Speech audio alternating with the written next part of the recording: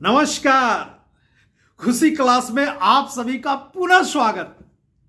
पूरा विश्वास है आप सभी खुशी क्लास के पिछले एपिसोडों को अवश्य देखा होगा। खुशी क्लास क्या है? ये खुशी क्लास क्या जरूरत है इसकी?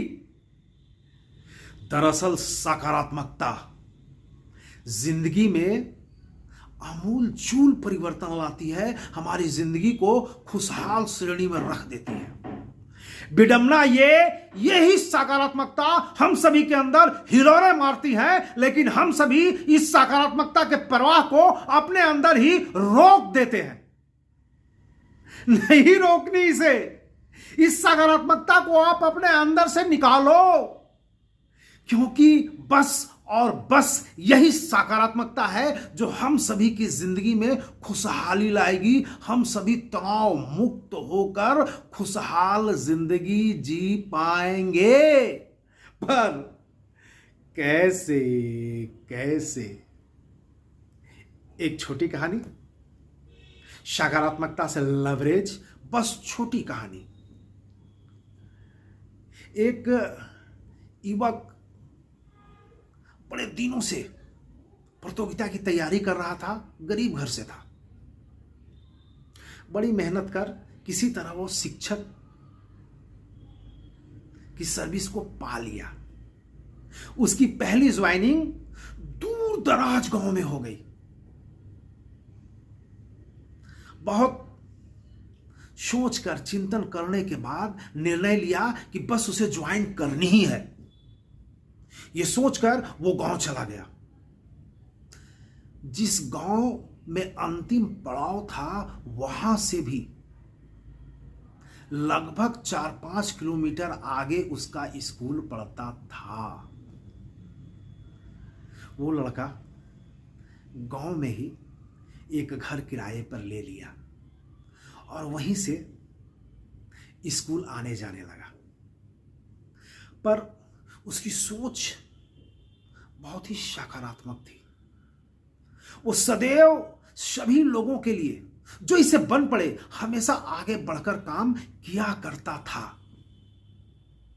इन्हीं सब गुणों में एक उसकी यह भी आदत थी कि जब वो गांव से अपने बाइक से स्कूल जाने के लिए निकलता था, तब रास्ते में जो भी मिल जाए पैदल चलते हुए उसे वो अपने बाइक में बैठाकर गंतव्य तक छोड़ देता था।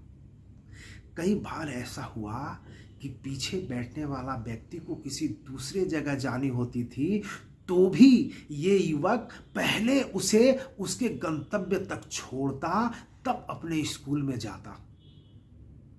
यानी स्कूल आने और जाने के क्रम में वो अपने बाइक पर कभी न कभी किसी न किसी को बैठा ही लेता। अकेला वो आता ही नहीं था। यह लगातार उसके दिनचर्या में शामिल थी। एक दिन जब वो स्कूल से लौट रहा था, तो एक व्यक्ति को अकेले चलते हुए देखा। आदतन वह बाइक रोक कर पूछा, कहाँ जा रहे हैं? आइए बैठिए, मैं आपको छोड़ दूंगा। वो व्यक्ति बाइक के पीछे बैठ गया। कुछ दूर आगे जाने के बाद युवक को महसूस हुआ कि उसके पीठ में कुछ चुभ रहा है।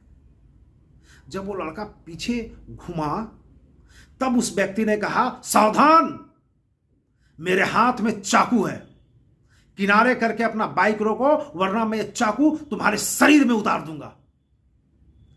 युवक डरकर बाइक किनारे कर दिया। वो व्यक्ति चाकू हाथ में लेकर बाइक से उतरा, युवक को दूर धकेलकर बाइक स्टार्ट करके ले गया। यूं कहे बाइक चुरा ले गया। युवक बड़े निराश भाव से अपने घर आया। यही सोचने लगा कि मैं क्या गलत करता था। लोगों की मदद तो ही करता था, बदले में मेरी बाइक ही चोरी हो गई, मेरे हाथ पांव ही कट गए। मैं कैसे स्कूल जाऊंगा? पैदल जाना पड़ेगा उतनी दूर। इसी उधेड़-बुन में 4-5 दिन गुजर गए। एक दिन युवक जब सुबह सोकर उठा, अपने घर से बाहर निकला तो देखा उसका बाइक वहां खड़ा है। वो चौंक कर बाइक के पास गया, देखा बाइक में एक पर्चा लगा हुआ है। वह युवक पर्चा निकाला, पर्चा में पढ़ा, लिखा था, सबसे पहले आपसे क्षमा, मैं आपका बाइक चुराया तो जरूर, लेकिन मैं इस बाइक को लेकर आसपास जहां भी जाता, जिस गांव में, जिस कस्बे में जाता, लगभग लोग टोक देते कि अरे ये तो शिक्षक सर का बाइक है, आपके पास कैसे आया, तुम्हारे पास कैसे बाइक आया। लोग मुझे चोर की नजर से देखने लगे। इस पूरे इलाके में कोई ऐसा है नहीं जो आपके बाइक को नहीं जानता, इतना पॉपुलर है आपका बाइक। मैं कौन होता हूं इसे चुराने वाला। इसलिए मैं इस बाइक को आपको लौटा रहा हूं और दिल से आपसे क्षमा मांग रहा हूं, मुझे क्षमा करेंगे। लड़का बहुत खुश हुआ और अपने बाइक से फिर स्कूल आने जाने लगा, लेकिन लोगों को जरूर बैठाता, सहयोग करता। लब्बो लुबाब यह, आप अच्छा करोगे, किसी की मदद करोगे, यकीनन आपके साथ अच्छा ही होगा। हो सकता है तत्कालिक कुछ दिक्कतें आ जाए, कुछ कष्ट बन पड़े हो जाए, लेकिन आप इसे लिख लो। जो अच्छा करते हैं, किसी की मदद करते हैं, ईश्वर, प्रकृति की ताकत उसके साथ कभी गलत नहीं होने देते, कभी नाइंसाफी नहीं होने देते, कभी नहीं, कदापि नहीं, कभी भी नहीं। इसलिए हमेशा मदद करें और करते रहें। इन्हीं बातों के साथ लेता हूं अलविराम। मिलेंगे ना खुशी क्लास के अगले एपिसोड में, तब तक के लिए नमस्कार।